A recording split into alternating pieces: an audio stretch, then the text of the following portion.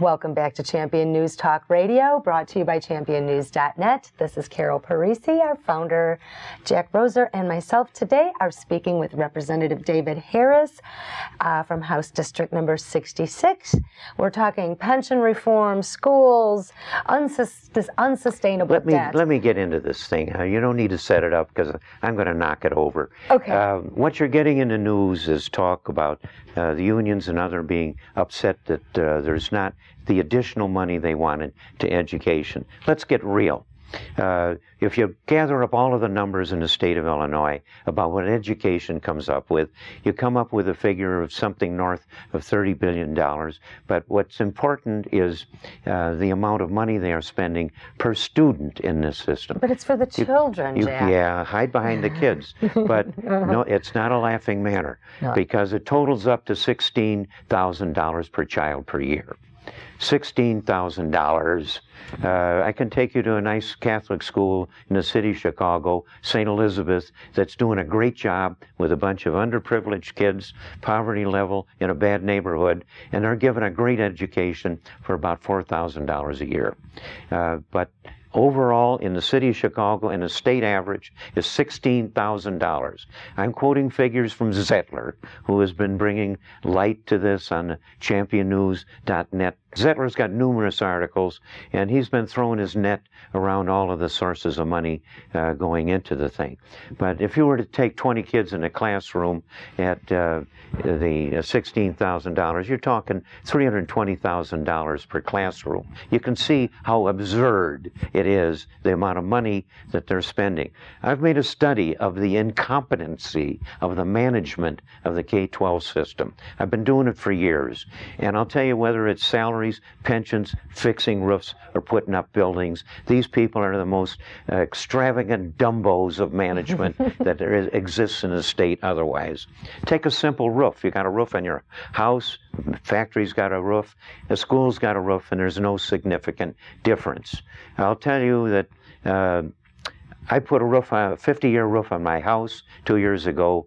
It cost me $3 a square foot. I paid it myself. There was nothing else about it. I paid the going rate. Got a 50-year roof. Nice thing. A school roof is no different, except it's a hell of a lot bigger, and therefore should be less. I'll tell you, the investigations I've made on school roofs, they typically spend about $16 a square foot.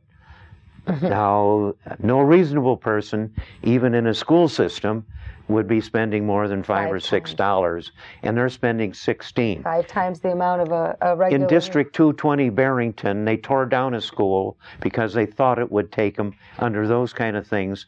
They estimated it would be $24 a square foot to fix a leaky roof on a grade school.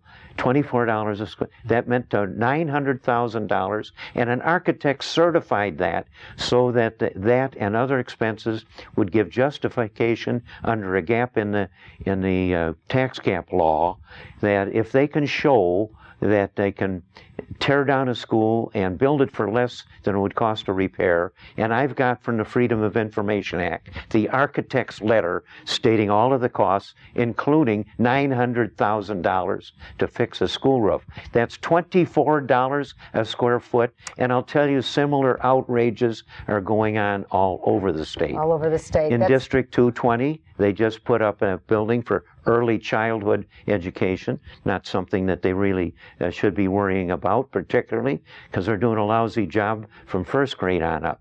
But that building went at some $11 million, came in at $308 a square foot. That is well over twice what any reasonable man in business would pay for a building like that. Well, speaking of business, what is going on with our business community? No, stop. Don't change the subject. They are onto saying that there isn't enough money for education. There is way too much money in the K-12 system. And until they straighten out the outrageous salaries and pensions and the cost of roofs and buildings, some sanity has to be brought to it. And I'd say that we ought to take the, there is a a government bureau that's supposed to ride herd on what the costs that are reasonable. I think the Capital Development Board is its name, and it's been derelict in its duty to enforce what they know to be true, because they will support many of the figures that I've gotten you, but they don't do anything about it.